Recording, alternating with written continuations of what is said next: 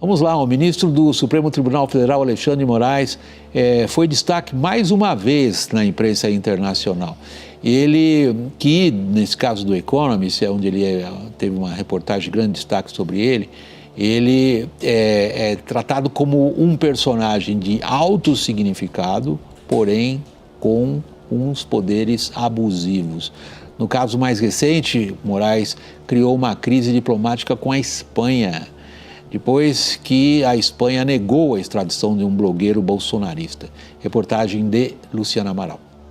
Alexandre de Moraes suspendeu o processo de extradição solicitada pelo governo da Espanha do cidadão búlgaro Vasil Vasilev, preso por tráfico de drogas. Além disso, converteu a prisão preventiva em domiciliar, com o uso de tornozeleira eletrônica. Moraes alegou o princípio da reciprocidade. Na última segunda-feira, a Justiça da Espanha rejeitou a extradição do blogueiro Osvaldo Eustáquio, alegando motivação política para o pedido do governo brasileiro. O ambiente de decisões do Supremo perante grupos ligados a Jair Bolsonaro também foi considerado pelos espanhóis. Decisões como essa se somam a outras recentes tomadas por Moraes, que tem chamado a atenção da imprensa internacional. Nesta semana, a revista britânica The Economist publicou 2 textos com críticas ao Supremo e especialmente a Moraes. Uma das reportagens diz que a democracia no Brasil vem sofrendo diante do que chama de políticos podres, corruptos. Mas também endereça o que enxerga como outro problema: juízes com excesso de poder. Intitulada Suprema Corte do Brasil sob julgamento, a matéria avalia que ninguém personifica melhor a situação do que Alexandre de Moraes. Seu histórico mostra que o poder judiciário precisa ser reduzido.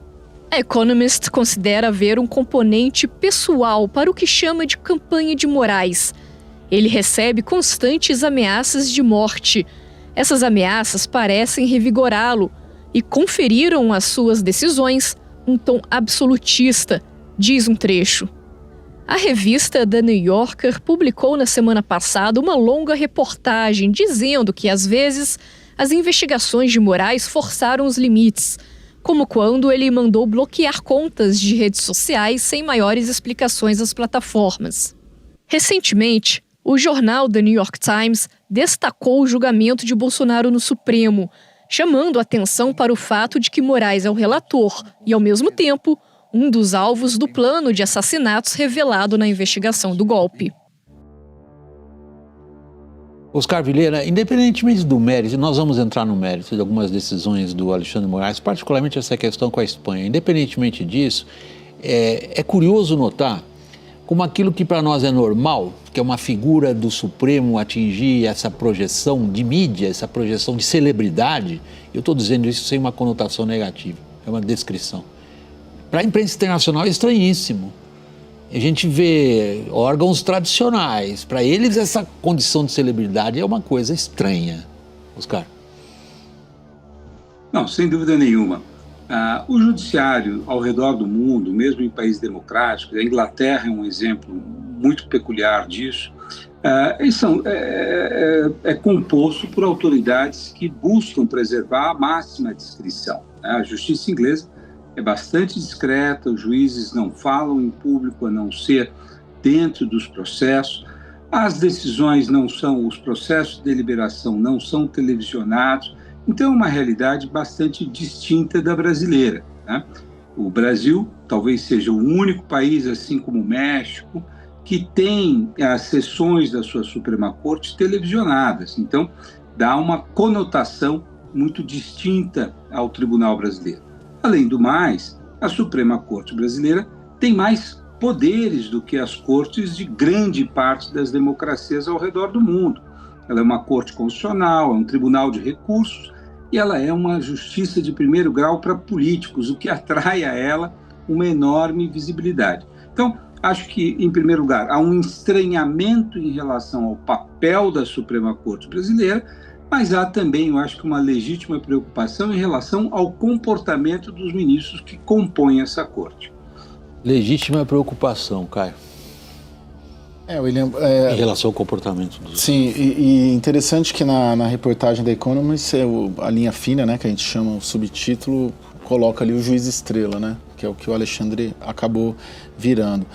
Além dessas questões que o professor coloca, o Supremo entrou tanto na vida política que eu tenho a percepção que eles têm os bônus da vida política, de tomar decisões, de interferir na vida política como os políticos interferem, mas eles não têm o ônus da vida política, que é disputar a eleição, né? Dar a cara na rua, e isso piorou agora, porque agora os ministros do Supremo também andam de FAB, né? Após uma decisão do governo Lula, que para mim é mais uma simbologia do que eu considero, e falo bastante isso aqui, uma aliança política do Supremo com o Palácio do Planalto, com o governo Lula. Então eles ficam com a parte boa, né, de mandar e acontecer, e fazer acontecer, interferir, mas a parte ruim, que é ter que mudar e ter que reconhecer erros e ter que se ajustar ao interesse da população, porque os governos todos e os políticos todos que têm esse teste da urna a cada 2 anos trabalham com pesquisas, leem as pesquisas. E hoje a questão do Supremo é que eles não conseguem viajar num avião comercial. Tanto que o Lula deu um avião da FAB para eles poderem viajar. Tem uma situação difícil e complicada. E ao mesmo tempo eu vejo também que, embora numa situação como essa da Espanha, haja críticas internas, na hora do vamos ver, eles não se mexem. Porque na hora do vamos ver de, por exemplo, decidir que é o plenário do Supremo que tem que votar a condenação, o julgamento do Bolsonaro, eles votam fechado. Mencionado pelo Economist hoje também. Isso, exatamente. Quando é para tomar uma decisão, falar, poxa, aqui a gente está errando, eles se fecham. Porque o poder é tão grande e o poder é bom para quem o exerce, no caso eles, sem capacidade recursal, seja pelo voto como pelos políticos, seja para cima na nossa hierarquia política, que não tem recurso, acima do Supremo não tem nada. E aí que se avizinha o grande perigo. Para mim só vai dar problema se tiver uma maioria no Supremo capaz de empichar ministro do Supremo. Aí sim, talvez... Supremo quer dizer no Senado. No Senado, perdão, isso. Jussara. Olha, concordo com o Caio em relação às críticas. Esse caso envolvendo a Espanha é um caso que a gente vê o desconforto, mas há também uma dificuldade em verbalizar qualquer crítica a Alexandre de Moraes. Você vê desconforto dentro do Supremo? Dentro do Supremo e dentro do governo também, trago até dentro da área diplomática, porque muitos veem uma invasão. Ele pediu explicações para a embaixadora da Espanha no Brasil, que isso era uma delegação, uma prerrogativa da diplomacia brasileira. Então, vem ele ultrapassando um limite razoável, mas, como disse o Caio, citando justamente todos esses julgamentos que ainda estão por vir, tudo isso a gente vê as críticas muito contidas. Tem dentro do Supremo Tribunal Federal, há um ensaio de alguma discordância, mas para fora há muito uma coesão, fazem questão ainda de mostrar essa coesão. Eu não sei até quando. Oscar Vilhena, vamos ao mérito dessa questão da Espanha. O nosso juiz do Supremo pede a extradição de alguém que ele julga que tem que vir para cá por crimes que ele o acusa. Um órgão colegiado na Espanha, o mais alto, delibera que não, que o entendimento na Espanha do que seja o crime alegado por Alexandre de Moraes não é o mesmo e nega a extradição. Nesse momento, Alexandre de Moraes pune a corte espanhola, negando a extradição de alguém aqui acusado por ela de um crime completamente diferente, muito fácil de ser tipificado. O que o Alexandre de Moraes fez? Olha, a decisão dele, ele alega que não há reciprocidade entre o caso, a Espanha e o Brasil. Me parece que é uma afirmação absolutamente equivocada. Quer dizer, a reciprocidade se dá no contexto de um acordo entre os dois países, em que os países trocam aquelas pessoas que foram submetidas a um processo de extradição e cada corte no seu país aceita, caso a caso. Ou seja, a Espanha tem extraditado e cumprido o seu acordo com o Brasil, assim como o Brasil com a Espanha. Agora, o fato de que, num caso específico, a corte espanhola entenda que ali não estão previstos os requisitos, nada impede que a corte espanhola impeça a extradição. Bom, isso não rompe, portanto, a reciprocidade entre os países. Caso o ministro Alexandre visse algum problema na extradição daquela pessoa que está sendo requerida pelo governo espanhol, ele informa, então, ao Ministério da Justiça, que informará ao Ministério das Relações Exteriores e levará as preocupações do Supremo ao governo espanhol. Então, me parece que houve aí um atravessar. O ministro Alexandre atravessou, está tomando decisão que são decisões pertinentes ao Poder Executivo que opera a política internacional do país. Então, me parece uma decisão equivocada. Aí a descrição que o Oscar Vilhena acabou de fazer, Caio, ela é exatamente a questão dos poderes no Brasil. Sim. Quer dizer, por favor, Oscar, se você estiver em desacordo da maneira como eu resumo o seu pensamento, você me corrija. Mas o que ele está descrevendo é o que a gente chama na linguagem jornalística extrapolou, pisou feio, passou a fazer o que o executivo teria de fazer, Caio.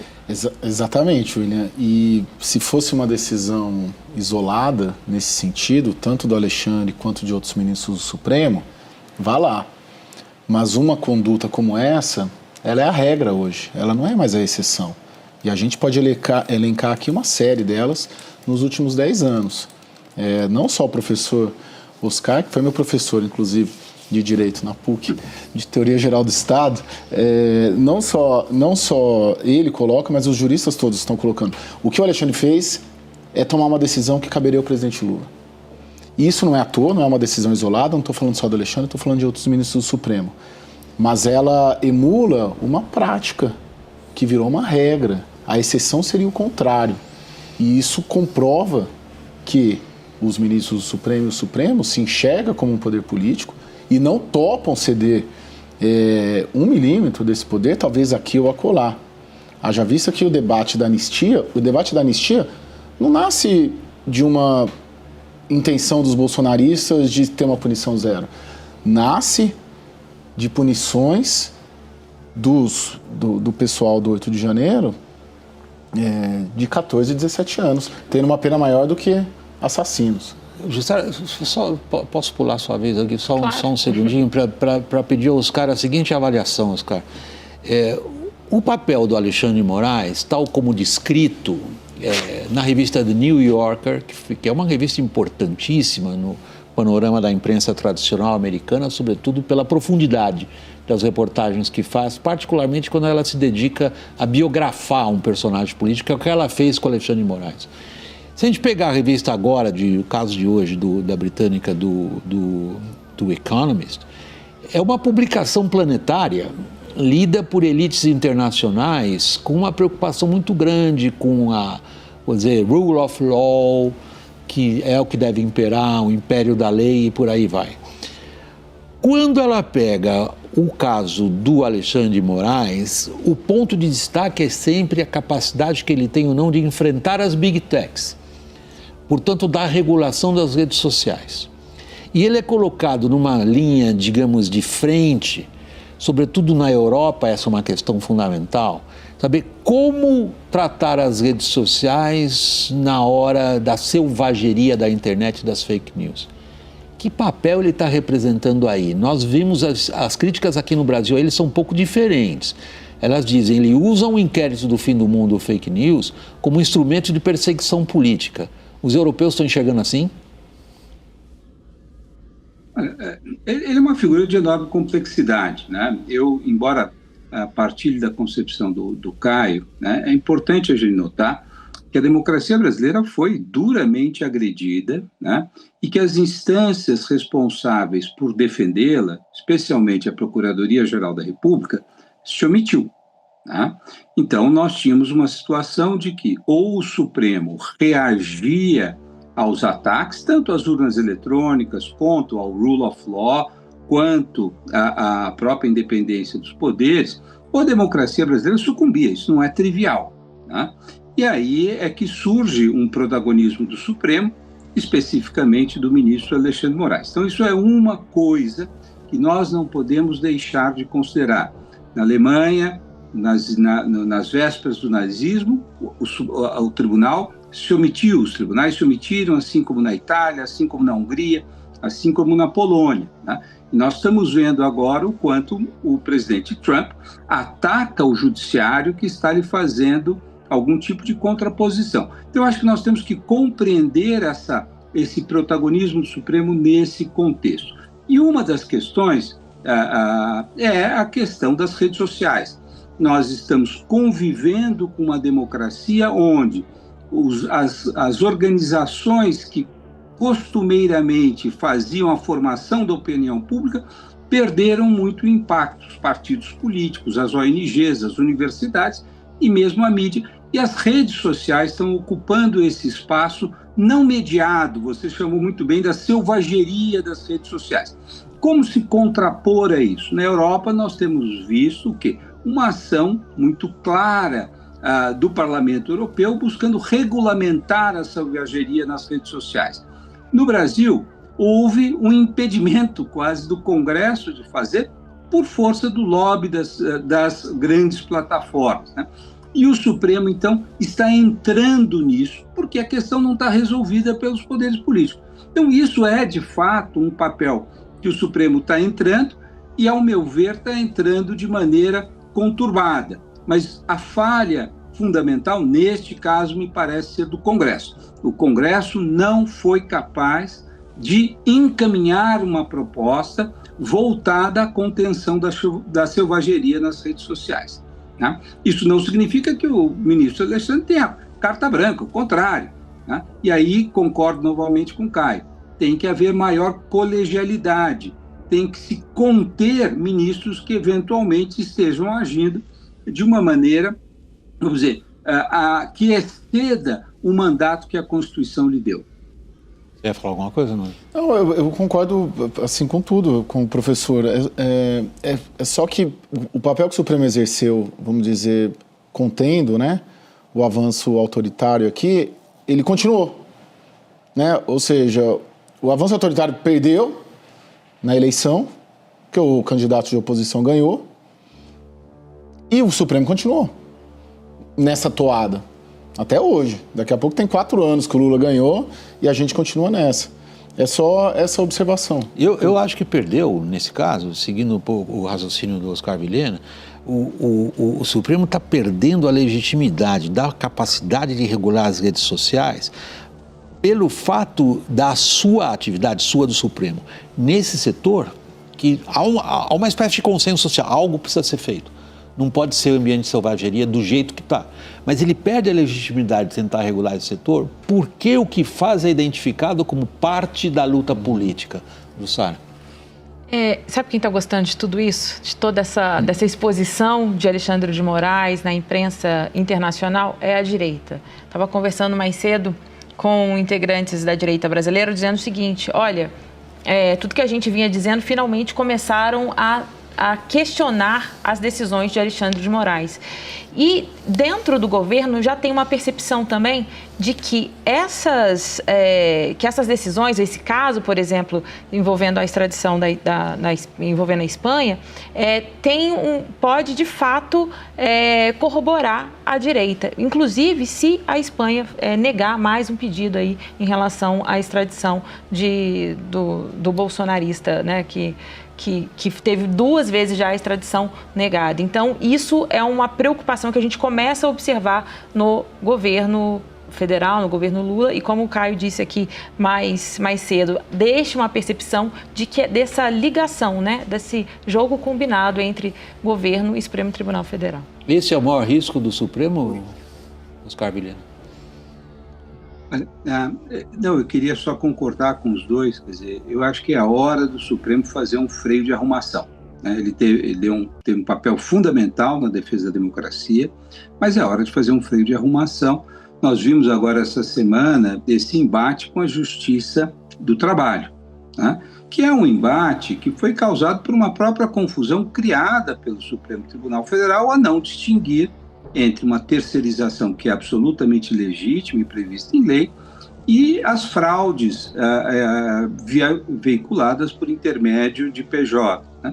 Veja, e quando a Justiça do Trabalho exerceu a sua função, que é verificar a existência de fraudes, o Supremo busca impor a sua decisão à Justiça do Trabalho.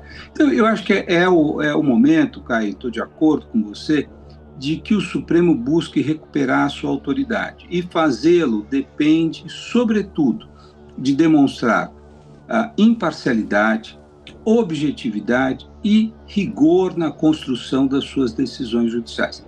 É isso que nós precisamos agora. E isso só vai ser feito com colegialidade e não com protagonismo de um ou outro ministro.